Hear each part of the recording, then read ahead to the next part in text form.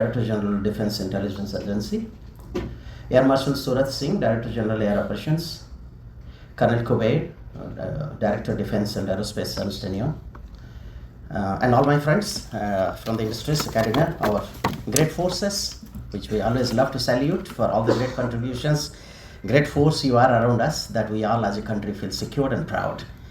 At the outset, I would like to express my sincere thanks and gratitude to St. Joe's. This field has been literally like my home ground. Whenever there is some event, you remember me and call me, and I like to come here. Secondly, my apology to the ma'am for interrupting you in between, because normally I prefer not to go much into the biodata. I think that's history. We should not look back. Now the time is there that we should look forward. I think country looks more of it. So that's the reason I thought to save those few minutes. Otherwise, stopping somebody and stopping a lady is more difficult than pushing out of the microphone. My apology. So when we look back, and when I was just listening to our address, welcome address and inaugural address, I was feeling very, very elated when he spoke about 4 blocks about the sensors, link, data analytics, and shootings. I was just noting down those 4 blocks of today's thing. I have made some slides, but I really don't know, depending on the timelines, how much I'll be able to touch upon. Otherwise, I am available and you all can talk to me and we can always discuss it out, what is next, what we need to do. But more important is to let's put our thought process together here, that as a country, where we look up to. So I was just making a corollary of what the welcome address was. When we talk about sensors, essentially, we talk about the data. And when we talk about through the link, it comes to the systems, it gets converted to information, is it not? The data gets transferred to information. And when it gets into the domain of data analytics, the information gets converted to intelligence. And especially when the matter of shooting comes in, I think the intelligence gets converted to cognitive thinking or cognizance. That is where our deep-rooted feeling comes in, whether with our intelligence, with the informations, the decision is correct or not. So these are the 4 corollaries I thought I'll put it across, that when we have such systems, we should have this cognitive intelligence within our mind to exercise our power.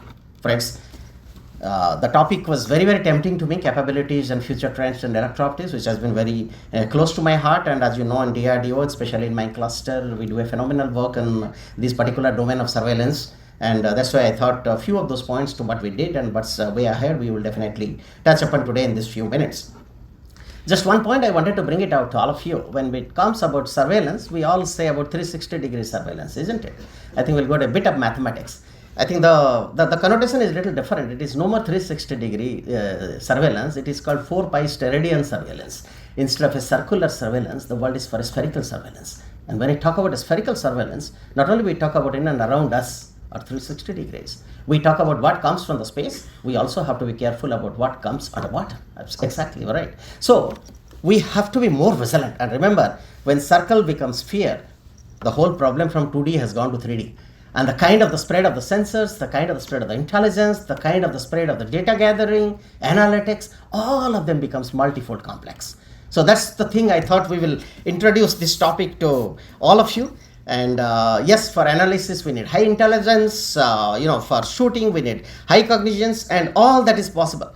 And friends, India is a great country, and India is a country which has its own challenges. I think it is one of those few countries where the top is the mountain, so you have to be very strong in mountain warfare. The west, there is a desert, so you have to have a desert warfare. When we go down to the sea, we have to have a marine warfare and whatnot. So country, we have to grow, rise, and stand tall when we have a capability across sea, water, air, space, ground, deep sea. So that's the kind, and the space. So this is the kind of a challenge with which we need to go forward, dear friends. And that is where I thought, I made some few slides. I mean, if it really appeals to you, you can look at it. Otherwise, you can look at me.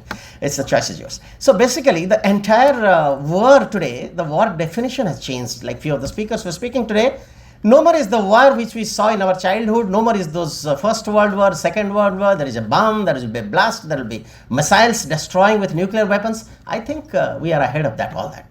Today's war is of a different gambit altogether. I have just scripted few of them. Either we call it as a non-contact war. I think NCW you all are very much familiar with. Today is the man-on-man teaming which is coming up. It is going to be absolutely autonomous fight. It is going to be the cognizance fight. It is going to be the cyber fight. So that's what we call about cyber war. None of the countries, none of the forces get disturbed even a bit, and war is done and war is on. That's the kind of a challenge, friends, we are all going up to. Extended duration war, I think 2 live examples are going on all throughout. So all our weapons, all our systems, our technology, and more important is our mental toughness has to persist and continue for extended period. That's the kind of a challenge which country looks up to. Technology war, it's a great war again. If we develop 4G, somebody develops 5G, somebody 6G, we make one missile with 4 ranges, somebody says some other ranges, none of the missile gets fired on the warfield. But what we win over others is on the flexing the muscles of what kind of a technology we are leading it up to. So that's the kind of a war I name as the technology war. There is an indirect competitive war. This is a very, very interesting war actually. We keep on developing such systems and we keep on making more mass production of it depending on a fear that there could be war, and we have to miss somewhere a balance of economy. As a country, we all have to decide what kind of a technology we should have, what kind of a mass weapon collections we should have, how much of the money we have to invest in R&D, how much of the money we have to invest in production, how much of the money we have to invest in our defense ecosystems. I think that's the balance which everyone has to think of. If not, probably the country can spend money and money with accumulating weapon when practically there is no use of this. So these are the thinking which at the top level people have to think. This is called indirect competitive war. It's a very interesting war, I put it. It's the silicon war. What it is today, India semiconductor mission is coming up. I think all of you are aware of it. All the things we are working today, all the systems. I'll give you a simple example. So many radars I'm making in my systems, but the entire radar, when I was not making, import was banned. When I started making radar, then the TR module started becoming banned. And when I started creating TR module in the country, then the power amplifier of MACOM started becoming a ban. This is the kind of a concept which comes up, and the day is not far when we start making the basic blocks of a system. Radar is just an example I'm saying. Then the basic FPGA will be banned. If that happens, where are we? So that is called the silicon war. Every country, Taiwan is a small country because it controls the whole world because all the fab labs are there. I'm very happy Honorable Prime Minister has taken that mission that we should have an India semiconductor mission. So day is not far that we going ahead to the deep root of the chip itself to develop in the country. That's called the true Atmanirbharta. Then at the end, the last one is again very interesting one for me. It's called the self-actuation war. What it is. Today, I always say that we talk so much about indigenization, but all of us hold in the hand either a Samsung or an Apple. That's the kind of a stuff we have today. When for a mere talk or a WhatsApp or a chat, we don't trust our own systems, we expect our armed forces to trust on our one weapons. This is the point. So what it means, why this fascination? Reliability, swap optimization, look and feel, the consistency of performance, and the mass acceptance. See, all these things if we build, I can make the best of the radar in the country, I can make the best of the missiles in the country, but unless all these features are embedded into it, it will not be the world number one. It should be an object of desire. It's not a force marketing we have to do it here. That this is Indian, you take it. Otherwise, all of us would have been wearing khadi today. Due regards to khadi movement, today, the touch of the heart has not come because something was missing. Let's learn from our past, and relearn for the future. I think that's one message I wanted to give you, all of you. And friends, this is a very small thing. You are all war heroes. I am not here to teach you war doctrine, but maybe I made something that wars are fought between two oppositions, actually, which commands the mind. Few minutes back I was mentioning that point. It's the mind which wins the war, and that becomes critical when there is extended war. War is fought against opposition's intelligence, education, culture, training, experience, doctrine, stamina, fortitude, fear, whatnot. So this is what is the war of the future, and we all have to be prepared towards this. That's just I made a thing that where the world is today and what kind of weapon systems, what kind of attacks, what kind of a preparedness. Look at all above the circle. Those are our attack points. And when these attacks are coming on, how are we going to win them? We can win them provided we know. Friends, seeing is believing, and the more we know, the earliest we know, the faster we know, and the details we know, we are going to win the war. So that is where the whole concept of surveillance comes in. I just wanted to give you a small example whenever I talk about our mythology. You have seen of Agnayastra, and we have made Agni, and you have seen of one missiles multiplying to 7 or 10 in the arrows. We have made MIRVs recently. You have known about Puspak Biman, and we have got the LC and the AMCA coming. There is always a match between we learn from our deep-rooted mythology to what we are. In the same way, in the mythology I was just going through, we have got a god called Varun who had 1,000 eyes. That's why he's called the god of the laws. So because he knows everything, he visualizes everything, and that inspires us how we should have a persistence vision, how we should have a wide surveillance, 4-pi steradian surveillance, so on and so forth. Maybe organizers can tickle me when I have to stop because I have to keep on speaking. Okay. So All that which we need are the critical technologies. Friends, if you want to win a war, if you want to be world number one, you have to be a technology superpower. And that can happen. You can master all artificial intelligence, machine learning, autonomous systems, cyber warfare, space warfare. We talk about all that. Nanotechnology, internet of military things, metamaterials, immersive technologies, robotics and autonomous systems, big data analytics. I think you know all that. If I start explaining, it will be long. High energy weapons, you know that country is going very strong, whether it is laser, whether it is microwave, all those kinetic kill and the laser kill has been reality today. 2 kilowatt and 10 kilowatt has been already deployed and demonstrated. 30, 50, 100, I do not know where the number will reach up to. We are going to be one of the global leaders in that. Connectivity on 5G, blockchain, additive manufacturing, so on and so forth. So what are our efforts towards self-reliance? Radars, electronic warfare, electro-optics, network-centric communication, directed energy. I think first 4 are going to be your surveillance and 5th is the attack. Why I put 5th on this seminar is even a directed energy weapon system is inbuilt with surveillance. Unless it tracks, unless it detects, and with pinpoint accuracy, it spots which part of the drone or the fighter aircraft is going to attack. However power your lasers may be, you will not be able to create that attack. We are the designers of the systems, we have delivered the systems. So that's the reason I have put all these 5 are like the 5 prong for this country. Just a journey of radars. I think all of you know this. AESR is roaring high as Uttam. It has already been proven, flown, tested and going for productions. Coastal surveillance radar, Aslesha, IDTCR, I think all of you know these stories. These are the kind of radars which are required for your surveillance. Electronic warfare is very interesting thing. Unless you have got radar warning receivers, unless you know from where the radar is tracking you, because if the radar tracks you, the counter is going to be the missiles. So if you know where the radar is, anti-radiation missiles can kill them. That's another very great surveillance which as a country we should be, and we'll be very happy to know whether you talk about RDR, whether you talk about ERP, whether you talk about jammers. Today we are one of the best and we are delivering, we are making it to the best. So these are certain technologies. So this is what is saying on the electronic warfare, whether it is on the ground, on the deserts and on the plains. We have developed systems and today they are one of the best in the world today. Same in coming to electro-optics, whether you talk about periscopes, deep water or up to the hyperspectral imaging in the space. I think entire domain of electro-optics has been covered, designed, developed, the products are ready and products are on deployment, products have already been deployed or products have already been tested and ready to use. Whether you talk about fighter aircrafts, whether you talk about commercial aircrafts, whether you talk about surveillance aircrafts, ships, undersea, tanks, everywhere the technology and the systems are ready up to. See, these are very interesting products which are already ready and tested and already flown. Now, if you look at a lot of space-based electro-optics payload, because as I told you, it's a 4 pi steradian story, so which means you have to look up from the top. If you look up from the top, it's going to be our satellites, which has to be cubed with the deep space network. It has to be cubed with the hyperspectral sensors, with various special resolutions. We are developing our 12-meter spectral resolutions, our 10 nanometers, whether it is sphere or it is linear. These are the kind of systems which India is developing today. What is for the future? If you look at just a small journey to the future, I'll give you before I conclude the topic. SAR is going to be very strong on UAVs. I think we have already developed, we have flown, and of course mini SAR with unfurlable antennas, something which is going on very strong into the deep space network. LiDAR is going to be another very, very important sensors which has been developed again by us as a UAV based surveillance. This is the technology for the future, for the next generation's technologies towards surveillance on the drone.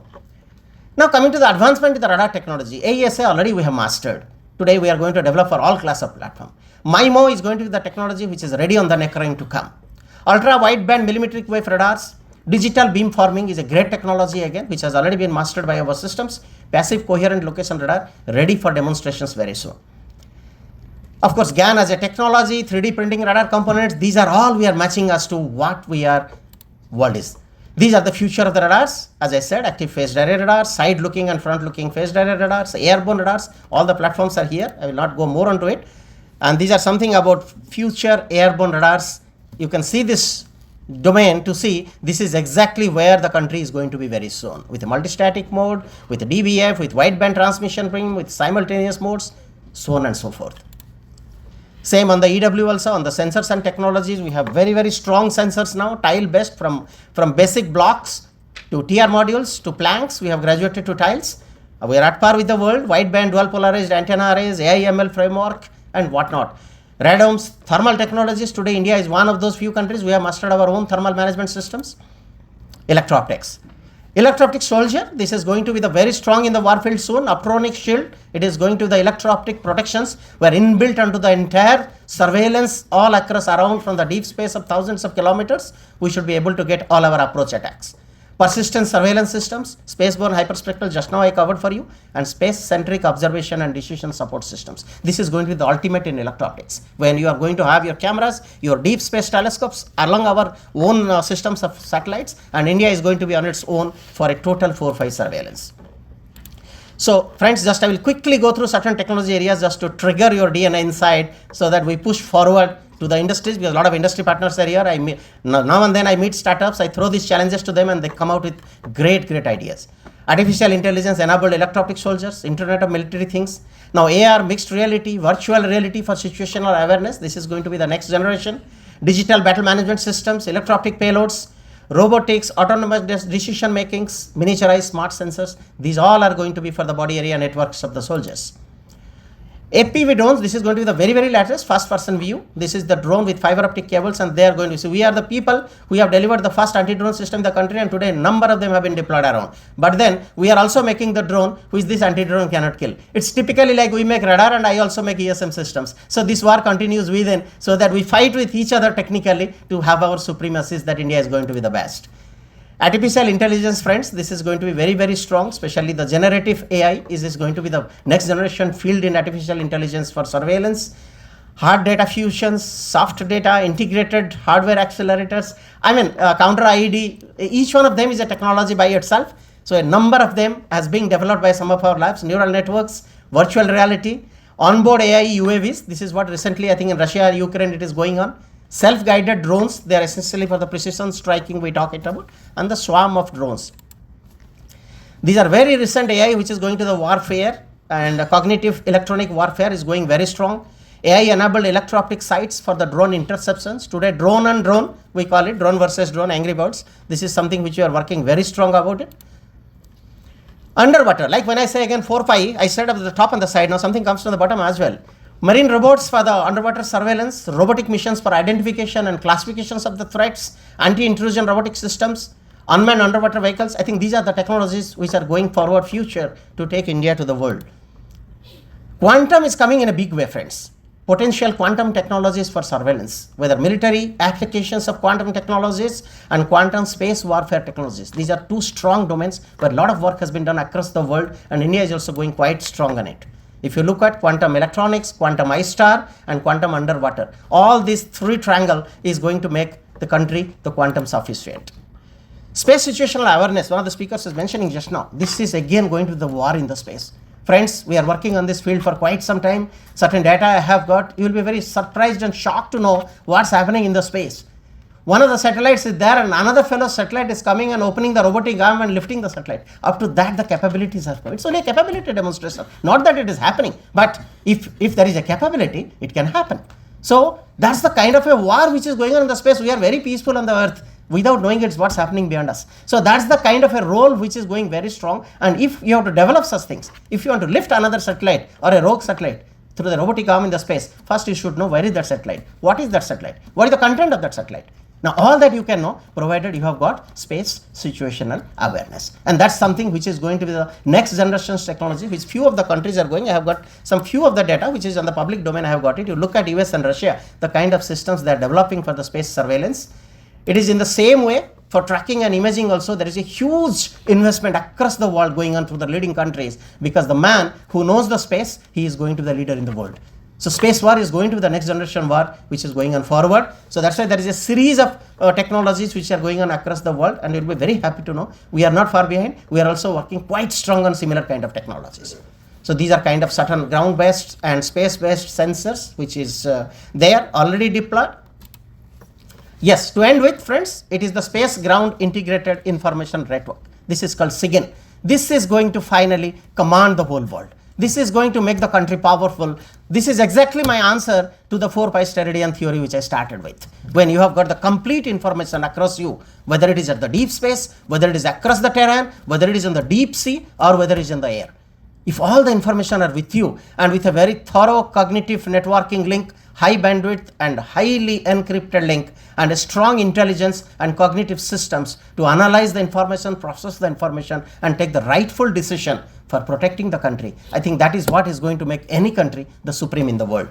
So that's exactly where we are ending it with a story called Integrated Sensor Suite, wherein entire thing will be embedded together. All technologies you think of in surveillance is, I have put it on these slides, whether it's SoC based scalable system architecture, shared aperture systems, especially when the same antenna will be used for radar, for EW systems, and also for SDR, multi-sensor data fusion, metamaterials with smart antennas so that you practically become invisible, STAP, this is space-time adaptive processing, this is going to be the next generation computation in future, multi-band sensor suite for cognitive and stealth capabilities, FSS radomes, this is going to be very, very important technologies for the future, integrated EW, ESM and ELINT, and high and low band full spread jammers, which is, I think, every now and then services ask me to do. This is entire thing coming up with a single system. This is going to be the practically the future situational awareness and surveillance. I thought the day our country matures in all these technologies together, our industries come up in a big way to do that, I think India will be invincible. I think that's my last slide. Thank you so much for the patient hearing and all the industries being out here. This is my trigger to all of you, all the startups, all the industries put together. We should really redefine India, that India which is second to none. God bless you. Thank you so much.